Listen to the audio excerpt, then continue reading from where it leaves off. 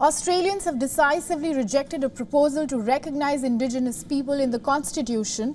The referendum was the first in almost a quarter of a century to raise the question of altering the Constitution to recognise Aboriginal and Torres Strait Island people.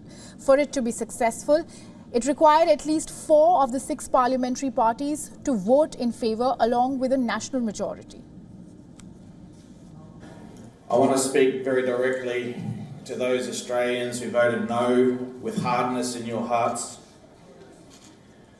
Please understand that Aboriginal and Torres Strait Islander people have never wanted to take anything from you. We have never and will never mean you no harm.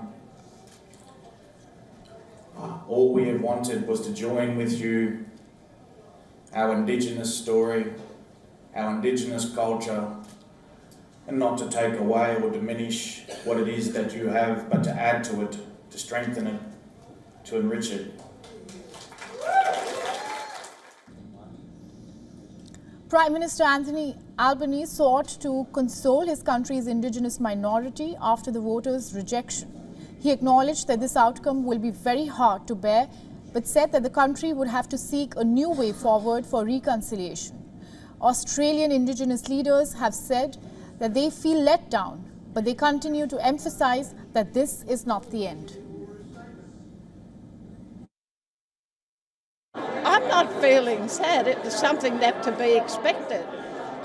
Aboriginal people are very resilient people, so I imagine now what will come is the marches, because we certainly deserve to be recognised.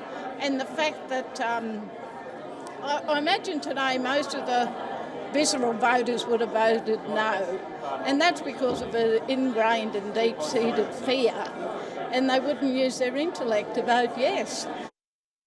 Australia's Indigenous citizens make up 3.8% of the country's 26 million population. Remember, they have inhabited the land for about 60,000 years but are not mentioned in the Constitution. By most socio-economic measures, they are the most disadvantaged people in the country.